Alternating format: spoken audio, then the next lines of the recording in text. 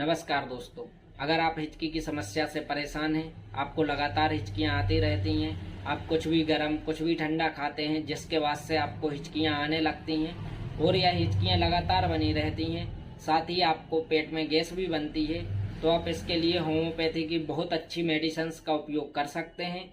Homeopathy की एक medicine है नक्स भूमिका, 30 पोटेंसी में लेनी है, और आपको एग्नेटिया एमारा ये भी 30 पोटेंसी में लेनी है। दोनों ही दवाएं आपको खाने के आध घंटे बाद सुबह, दोपहर और शाम को 2-2 बूंद लेना है, जिससे आपको हिचकी की समस्या से मुक्ति मिल जाएगी।